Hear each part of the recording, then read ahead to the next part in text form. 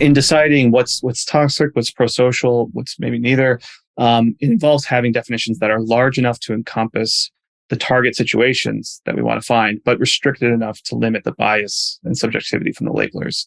So it makes it's an iterative process, because also language evolves and platforms evolve. So when we get these disagreements in our labels, that's actually a valuable signal for us that the lexicon either needs to be needs more examples to better illustrate what we're going after, what our target is, or there's maybe more education with the labelers and working to limit that bias and subjectivity.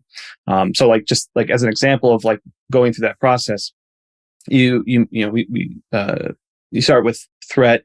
And if you start with a very generic definition of a threat, that might include common trash talk on a gaming platform. And that might get perceived as a threat within that lexicon, that definition, and then you get all these over triggerings.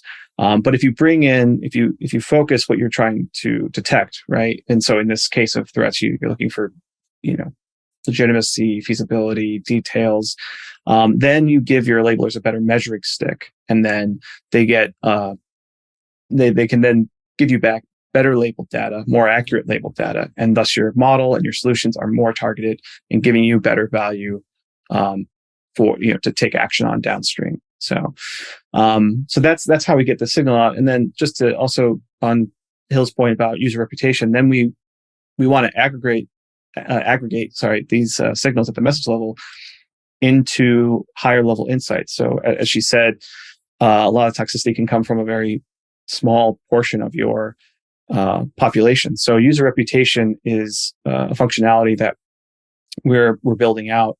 It's more than just simply adding up the number of detected behaviors. It's also layering in configurability, where the platforms can inform what is more or less relevant for the behaviors they're trying to either take action against, or the ones that they want to promote. So, a dating platform may want to focus more on threats than sexual content. The gaming platform might want to highlight hate speech more than profanity.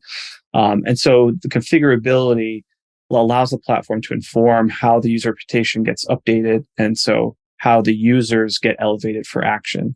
So essentially, you can combine your own set of magnets to bring those needles out of the haystack faster.